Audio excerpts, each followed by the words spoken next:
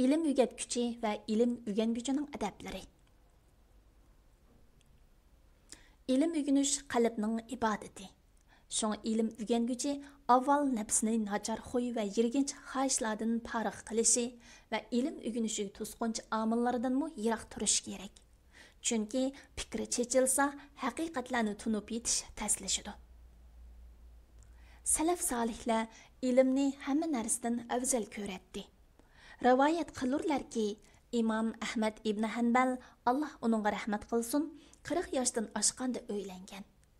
Abu Bakr Anbari, Allah onunğa rahmat qilsin, bir dedek hadiya qilindi. Dedek onun yanıqa kirganda Abu Bakr Anbari bir temada o'ylanib o'tatdi. Dedek neriroq kutib turdi. Abu Bakr Anbari: "Bu dedekni qul sodigirik ilib chiqinglar" dedi. Dedek: "Men nimani xato qilgandiman?" degan edi Abu Bakr Anbari. "Yo'qsu, mening qalbim siz bilan mashg'ul bo'lib qoldi. Men hech qanday amilning men ilmdan to'sishiga yo'l qo'ya olmayman" deb javob berdi. Xuddi bemor tabibning buyrug'iga bo'ysungandek, ilm talab qilg'uchimi ustozining sizgan siziqidan chiqmasligi, doimo kamtar bo'lishi va uning xizmatini yaxshi qilish kerak. İbn Abbas raziyallohu anhuma Zayd ibn Sabit raziyallohu anhuning uzangisini tutib beradi va biz olimlarga mushunda qilishga buyurildik deydi. İlim öğrengüçi qachonki garchi o'zidan olimroq bo'lmagan bir kishi bo'lsa-mu, uningdan ilmiy foyda keladiganligi aniq turib cho'nchilik qilsa, u nodondir. Chunki hikmat mo'minning yutirib qo'ygan narsasidirki, uni qayerda topsa, shu yerdan ilib olgulik. O'quvchi ustozining qarashini o'z qarashidan ustun tutish kerak. Chunki ustozning xato qarashimi o'quvchi uchun o'zining to'g'ri qarashidan foydaliroqdir.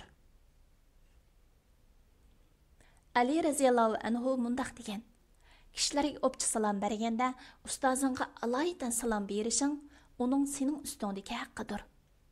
Ustozingning huzurida o'ltirganda qo'l ishorat qilma, ko'zlaringni yumib olma, ko'p savol so'rama. U bir masalaga javob berayotganda gapiga luqma solma. Ustozing charchab qolsa-mu, dars so'rab turib olma. Dars bermasa, qayta dars berishini talab qilma. O'rnidan turganda kiyimini tutma. Sirini oshkorlama va uning qishida hech kimning g'ayvatini qilma. Ustozingning qusurini izdima. Agar xatolashsa, ma'ruz ko'r, ustozingga palonining mundaq deganligini angladim, pukuni siz deganning aksini degan dema. Uning qishida bir olimni sifatlama. Uningga uzun vaqt hamroh bo'lsangmi, zerikma. Uning xizmatidan bo'yin to'lg'ima va uning bir hojati bo'lsa, boshqalardan burun ado qilishga tirishqin. Haqiqatan ustozing bajoyiki sen mevis qachon tushidi deb kutib turadigan xurma daraxidir. İlimga qadam qo'yg'uchi dastlabki mezgilda kishilar aro ixtiloflarga quloq solishdan saqlang'ay. Chunki ziyoda qiziqish uni gangirtib, zehnini charchitib qo'ydi. Ömür barliq ilimlarni o'rganishga yetgudak uzun emas. Şuna ilim öğrengüçi barliq ilimlardan eng yaxshisini elishi va butun vaqtini eng sharaflik ilim bo'lmuş, oxiratga munosabatlik ilimga sarf qilish kerak. Bu ilim Abu Bakr Siddiq raziyallohu anhuning yaqin qat'iylik maqomiga erishtirdi. Payg'ambar sallallohu alayhi va sallam Abu Bakrga guvohlik berib, Abu Bakr sizlardan namozi va ro'zasi ko'plik bilan eshib ketmadi. Balki ko'ksiga o'rnatgan narsa iman, ishonch bilan eshib ketdi degan. Bularning hammasi ilim o'rganguvchining vazifasidir. Muxtasar Minhajul Qasidin İmam İbn Qudama al-Maqdisi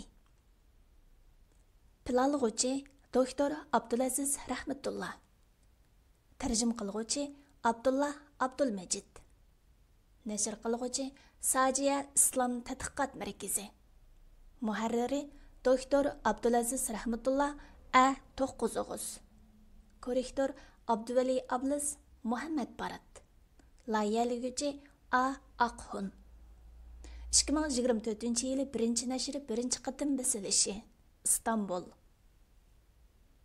Nəşr huquqi Sajiya Islom Tadqiqot Markaziga tava.